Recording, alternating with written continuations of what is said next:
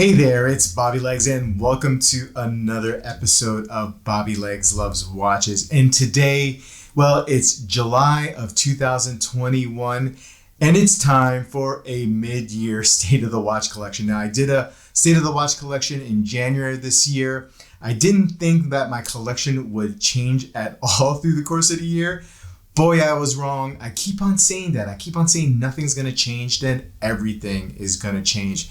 Things happen so quickly, and my collection looks a whole lot different than what it used to back only 6 months ago. That's just crazy.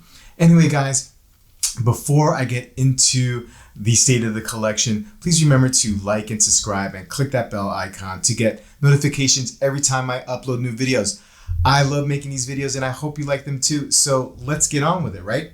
Well, I would be remiss to start off any state of the collection without mentioning a couple of my dailies, my G-Shocks here. And this G-Shock is the DW5600E.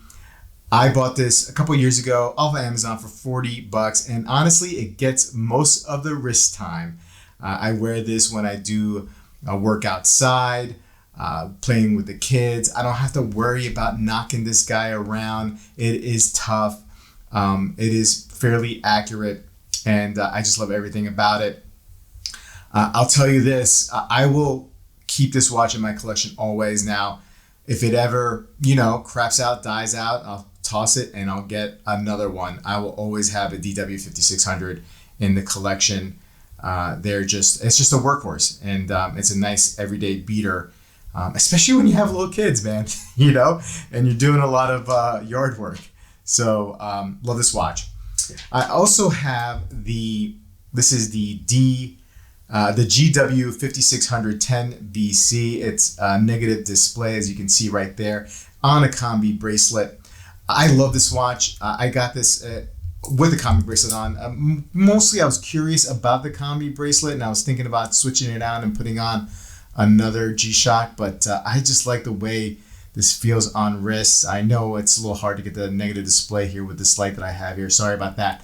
But I was wearing this one off and on with the DW5600 for a long time, and I still do. I go through my phases where I go and I prefer one over the other. But both of these are just great to have in any collection, I think. Especially if, you don't want to wear your nice luxury watch. I know we all wear our watches, right? But sometimes you just want something that you can throw on and not even care about what happens, whether you knock on. I'm clumsy, so I'll knock into doorways, everything. So these are great to have. I guess the easiest way for me to go, and I think, it's chronological order. That's probably the best way to do it. Just because I think it tells a little bit of a story. My first luxury watch I purchased back in 2005, and this was the Girard-Perregaux Seahawk 2. Now, I really lucked out with this watch because I had no idea what I was doing. I knew nothing about luxury watches other than whatever was being marketed heavily at the time, like Rolex or Tag Heuer. But I knew nothing about this watch. I saw somebody who I knew had this watch, and I was like, you know what? I want that watch. So I did no research on Girard-Perregaux, knew nothing. The only research I did was where can I find one? And I found a authorized dealer in Englewood, New Jersey. I live in New Jersey, so it was kind of close by from where I was living. And I drove over there and I told them I wanted this watch, and they had the watch. And so I love everything about this. This is my first luxury watch. It has sentimental value. My wife actually, when we were dating, got me the rubber strap and the clasp here as well. So extra sentimental value. For a hot second, I had it on the chopping block last year. And I actually had it, sold. I took a deposit, and Mrs. Legs got wind of it and put the kibosh, and I'm actually glad that she did. I like that this watch has a date window at the 1:30 position, I guess you could say. I love the sword hands, love the power reserve at the 6 o'clock. Very, very cool. Now, it's a little bit on the long side lug to lug for me, but that's okay. 4 o'clock screw down crown. I'm gonna have to put like a hole on this rubber strap because it is a little bit, the strap is a little bit too big. So if I want to get a little bit closer fit, but this is actually not so bad. Love everything about this watch. So cool. I kind of, like I said, I got lucky because I without doing any research, I could have gotten like a real, crappy watch, let's say. And maybe that's harsh. I shouldn't say that because we all learn lessons from our purchases, I think.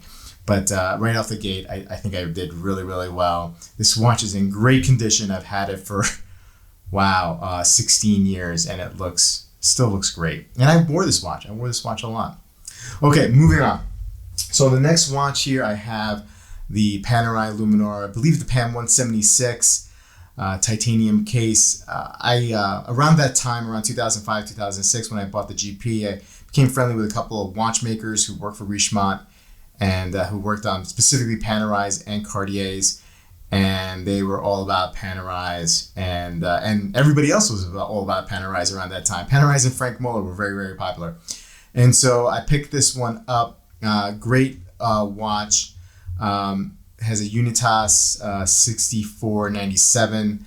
I have yet to get the service. I haven't need to get the service. I mean, that's one of the great things about these manual movements and these 6497s and 6498s. They're just workhorse movements.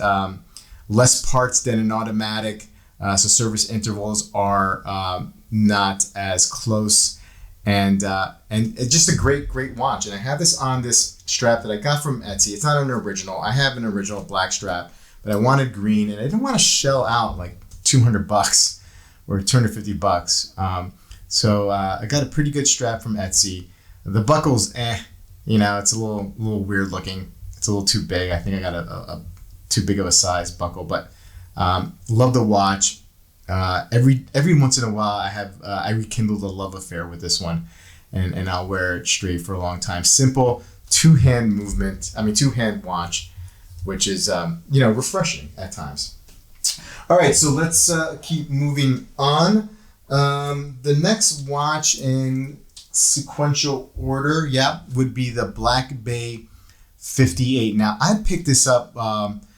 I got it in 2019, but when I got back into collecting around 2017, 2018, this watch came out in Baselworld 2018, and I hated Hooters. I hated Tudor.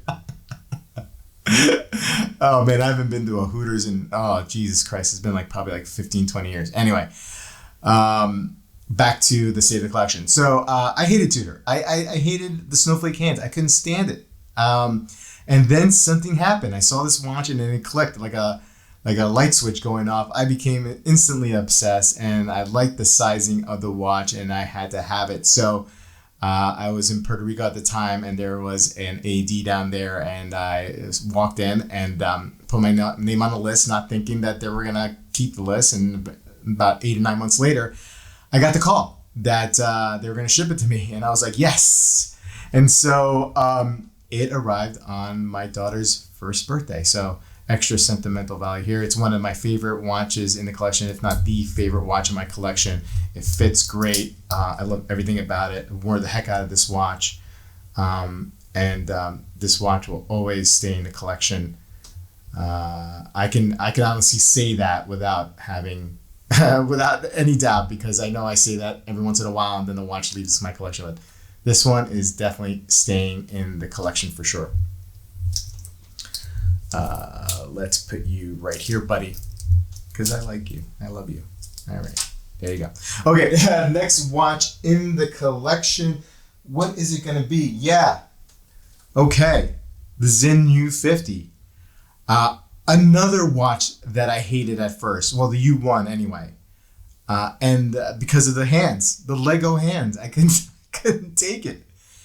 And then a light bulb switched when the U50 came out in 2020, and I was like, well, now the sizing is great. Look, I had gone to a Watch Buy's Roadshow at the end of 2019 and put on a U1, and I was like, you know what, this is a big watch, but it fits my wrist pretty darn well, and I have a 6 3/4 inch wrist. But I wished it came out with a smaller one, and sure enough, a few months later, they came out with the U50. The sizing is great on this watch. I love it on the rubber strap. It looks awesome. I love the Lego hands now. It's so funny that I had the same experience with the Tudor that I had with the U series here. I hated it, then I love it. That's got to say something about me, right?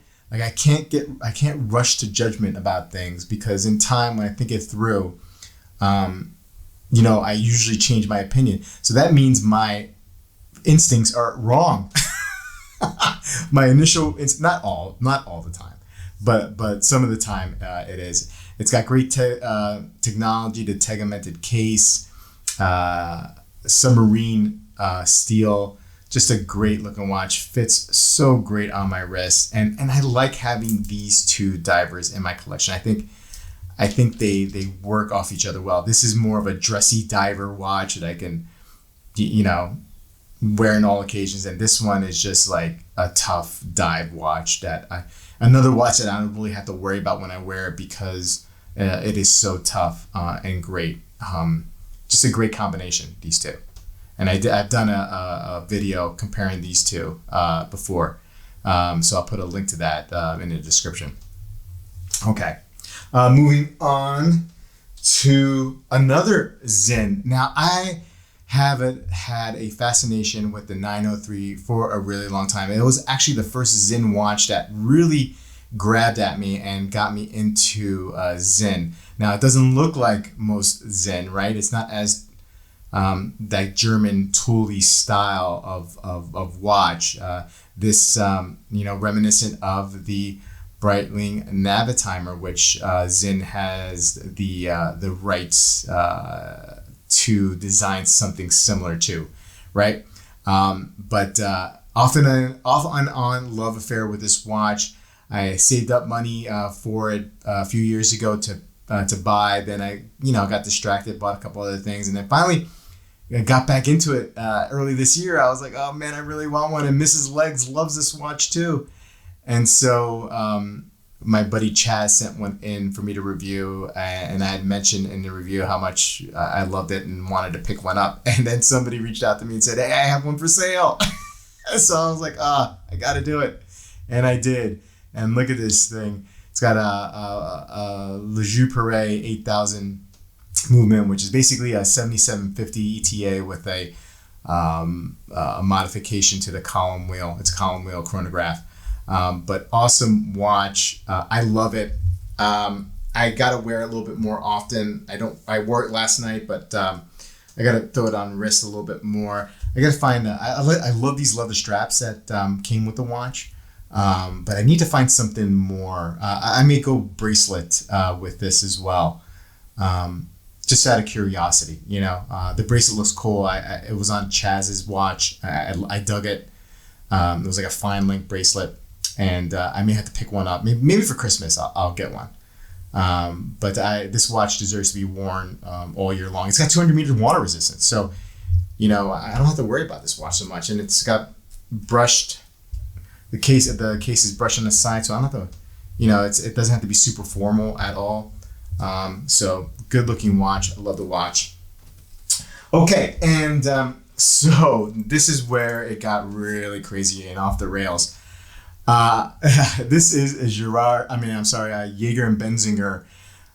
Now, I've been looking at these watches, Jaeger and Benzinger, for a while now, and I've been wanting to add some dressier pieces to my collection. Look, I love dive watches, I like sports watches, but at the end of the day, my favorite kind of watch is dress watches. They're just so cool. I just don't have the occasion to wear it, but who cares? I'm gonna make this happen. I'm gonna work on that. So.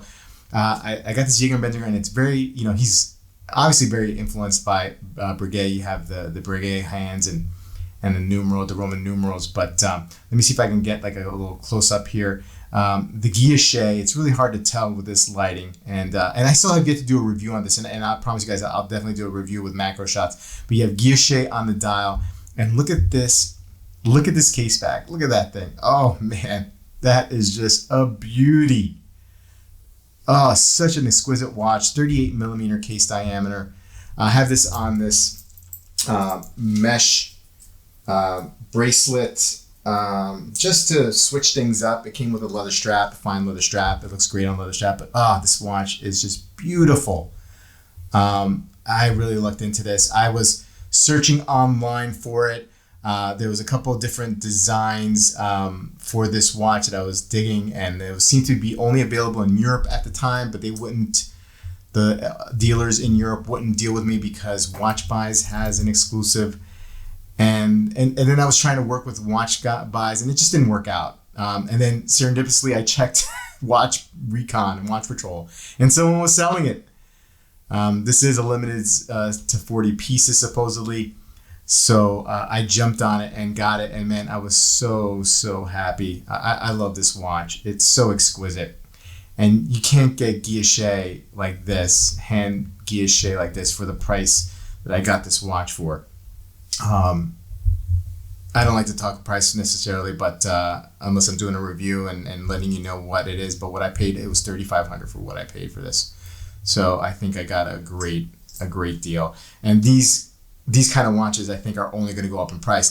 That's not why I bought it, but I bought it because, well, yeah, actually, yes, that is why I bought it, because I felt like my window was closing. Because, I have a certain budget that I have, and I don't have endless amount of money. So something with this kind of level of skill of handwork is getting more and more expensive these days. So I had to jump on it. And speaking of handmade watches and great work, I got my grail piece earlier this year. Oh yeah, the Kudoke 2 in salmon.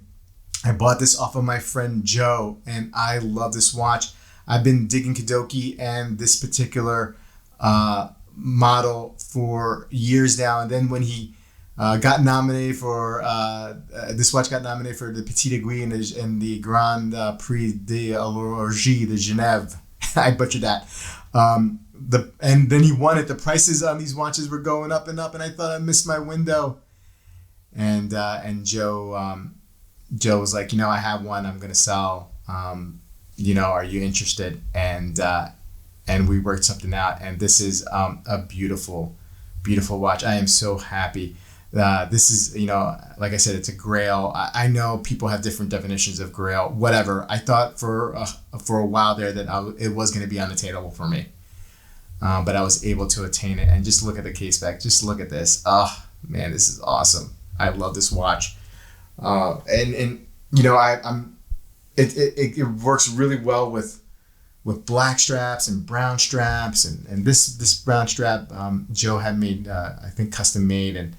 And look at that brown with that salmon stitching, matches the salmon dial, and you have that day-night indicator with the sun and the moon there. Just an excellent piece, exquisite. Oh man, I love my handmade watches, man. This is great. I mean, although I think I'm going to chill out with the handmade for a little while, but these are great. And finally, I got this guy right here, the Aqua Dive Poseidon GMT. A gift from a friend. The dial, the bezel was slightly off. So he was like, you know what? Do you want it? And we worked something out. And what a great watch. It kind of scratched my Doxa itch. Now, I know it's not a Doxa. I know. But Aquadive has some history. And it's great because this is a GMT. So I have a GMT watch in the collection. I love that functionality. And this sits great on wrist, and it comes with these ISO straps. This yellow one smells like vanilla. My kids like coming up and smelling it. They're like, oh, it smells like hot chocolate. I'm like, what? It doesn't smell like hot chocolate. It's vanilla, man. It's vanilla. But anyway, they like this watch. It's a nice splash of color in my collection. Yellow is awesome. It's really, really awesome. And I really dig this watch. I am a little bit diver heavy, I would have to say, right? I got a lot of divers here. I guess I like divers, but I also like my dress watches. And I like my chronos, although I have one. I thought I was a chrono guy, then I didn't think I was a chrono guy. Now I think I might be a chrono guy again. So there are some chronos that interest me. So what's next, right? I don't know. I do have a weak spot for Seiko Sumo. So I did order one. It's not here yet. It's going to come next week. I just couldn't wait. I just wanted to do a state of the collection. But I ordered a Blue Mo, and that's coming in next week. And then I need to just chill for a while and think about what I'm doing next. Having said that, my collection is probably going to change by the time I do a state of the collection in 2022 we're going to be in next year. Holy cow. Anyway, I think I'm going to chill on the handmade stuff, although Dornbluth is great and I may go with the Dornbluth. But I am really happy with what I have here. Sure, I'll probably add some pieces here and there and take away some pieces, but right now these are all keepers. And I know those are famous last words, Bobby Legs, but sentimental value. Definitely grail. Another sort of grail here.